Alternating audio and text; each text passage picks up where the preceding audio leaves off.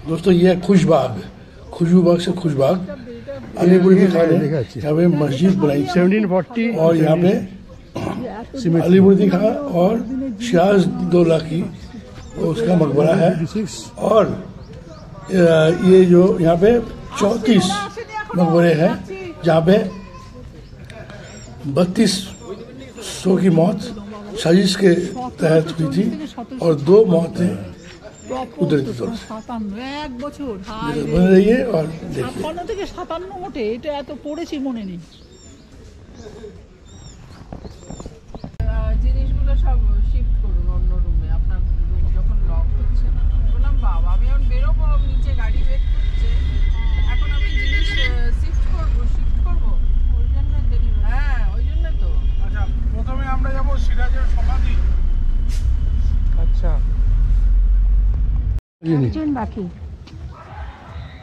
কোথায় তুমি? এখানেই দাঁড়াও আগে, ওনার কাছ থেকে ইন্ট্রোডাকশনটা পেয়ে যাবে। চলো গ্রুপ ফটো তোলা। না ফটো না, উনি গাইড। আমি বলি, ও আচ্ছা। প্রথমত বিষয় হচ্ছে স্যার, যে জায়গাটিতে আপনারা এসেছেন এই জায়গাটির নাম হচ্ছে Khosbagh. Khosbagh garden of happiness নির্মাণিত হচ্ছে নবাব আলীবর্দী খান। এই বাংলার প্রথম নবাব ছিলেন মুর্শিদ কুলি খান। ওনার জেনারেশন মানে পরস্পর যখন একের পর এক শেষ হয়ে যায়, পরবর্তীতে মিডিল পয়েন্টে আলীবর্দী খান এসেছিলেন। মানে মুর্শিদ কুলি খান জামাই হচ্ছে সুজাউদ্দিন খান সেকেন্ড নবাব, এবং সুজাউদ্দিনের ছেলে ছিলেন একটা সারফরাজ খান। 1739-এর গিরিয়া যুদ্ধে নবাব আলীবর্দী খান হাতে মারা যান।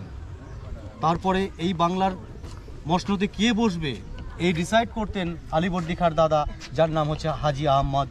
এবং এই মুর্শিদাবাদের সব থেকে ধনী ব্যবসায়ী মানুষ ছিলেন জগৎ শেঠ, তখনকার দিনের ব্যাংকার জগৎ শেঠ, হাজি আহমদ। এরা ডিসাইড করলো যে এই বাংলার মসনদের দায়িত্ব আমরা আলীবর্দীকে তুলে দিলাম। তখন 1740 সালে এই জায়গাটাকে উনি নির্মাণ করলেন, যখন নবাব হলেন 1740 সালে এই খোসবাগ। কিন্তু ইতিহাস এটাই বলে এখানে 108 রকম গোলাপ ফুলের চাষ করা হতো এবং এই জায়গাটি সব সময় সুগন্ধিত ভরা থাকতো বলে এই জায়গাটির নাম দেওয়া হয়েছিল খুশবুবাগ। খুশবুবাগ নাম অনুসরণে এই জায়গাটির নাম বর্তমান এখন খোসবাগ। এখানে 34 জনের সমাধি আছে স্যার, তার ভিতরে 32 জনকে ষড়যন্ত্র করে মেরে ফেলা হয়েছিল এবং এই কাজটা মির্জাফরের ছেলে মিরন করেছিল।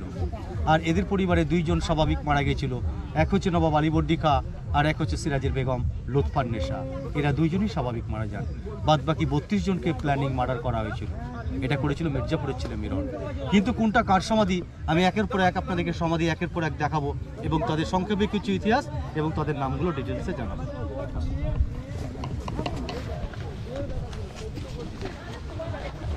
মির্জাফরের ছেলে মিরন, তাদেরই সমাধি রয়েছে এই জায়গাটাতে 17 জন। আসুন এবার আমরা সিরাজদৌলার মার সমাধি দেখে নেব। এই সাইডটা আমি দেখি।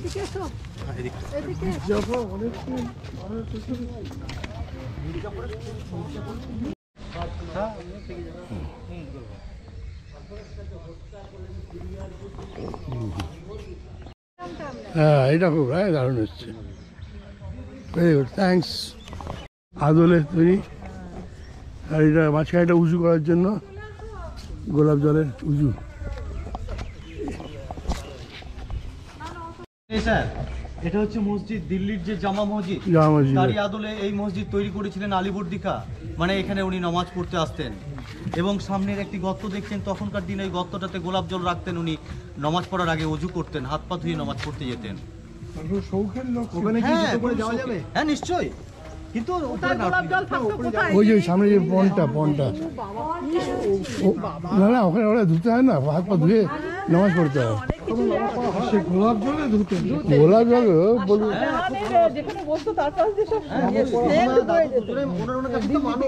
কবরটি সিরাজের মাসুদ ছেলে, হ্যাঁ উনি পুনিয়ার নবাব ছিলেন শওকত জং। ইনি হচ্ছেন ওনার মিসেস মতি বেগম, ওনার ওয়াইফ। অ্যাকচুয়ালি সিরাজের মেন বংশধর হচ্ছে স্যার এই সমাধিক্ষেত্র, অ্যাকচুয়ালি মেনলি ফ্যামিলি এটাই। সিরাজের বংশধররা মুর্শিদাবাদে কেউ থাকে না? সিরাজের বংশধর নেই স্যার, সিরাজের কোনো বংশধর নেই।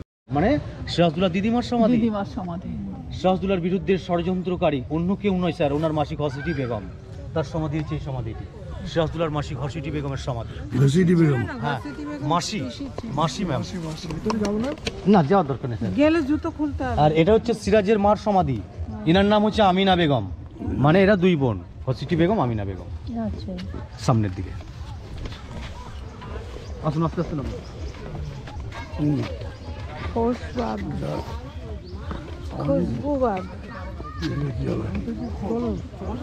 হ্যাঁ, অটোমেটিক হাত দিয়ে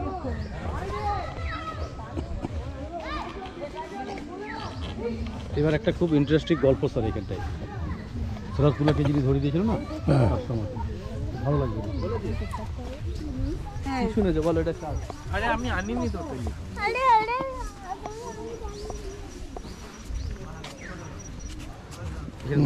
এখানটা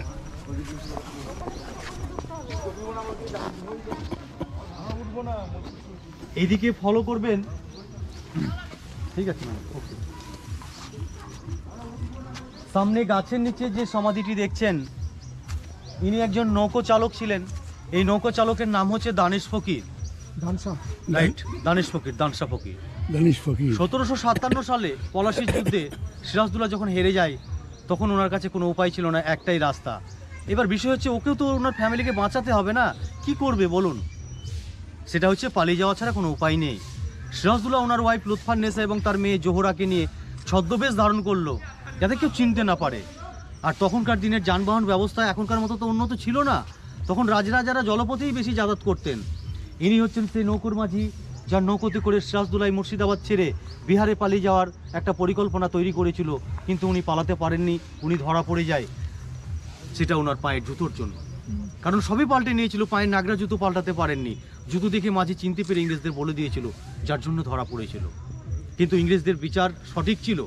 ইনাকে যখন পুরস্কার নেওয়ার জন্য ডেকে পাঠানো হয়, ইনি অর্থের লোভে পড়ে মির্জাফরের বাড়িতে যায়। তখন ইনাকে বলেছিল যে তুমি সামান্য কিছু টাকার জন্য আজ দেশে নবাবকে ধরিয়ে দিয়েছো, তার মানে তুমি নবাবের সঙ্গে বিশ্বাসঘাতকতা করেছো। কাল সুযোগ পেলে আমার সঙ্গে তো করতে পারে না, বিষয়টা পরিষ্কার।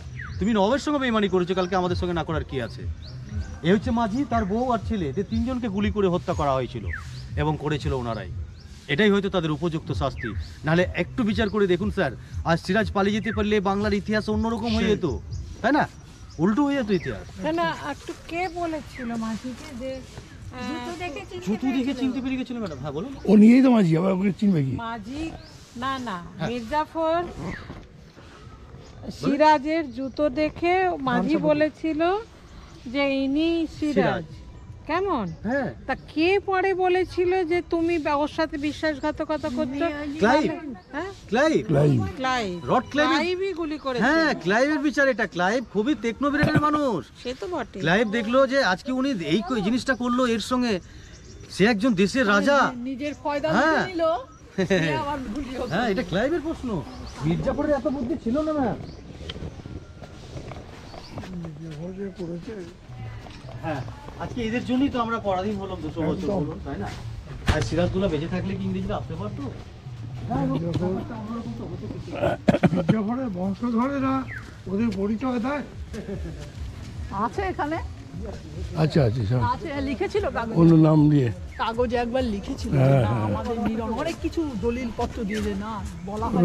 বলছে যে সমাধিগুলো রয়েছে, এরা তিনজন হচ্ছে বিশ্বস্ত বডিগার্ড। ইনি হচ্ছেন নবাব সিরাজদৌল্লার বডিগার্ড। ইনার নাম হচ্ছে গোলাম হোসেন, ইনি সিরাজের দেহরক্ষক ছিলেন।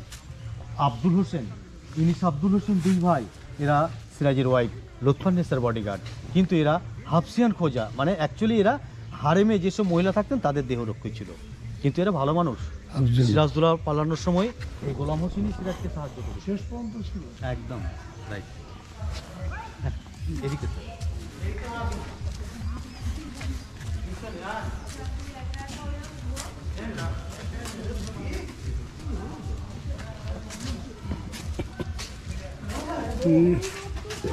খন্ডের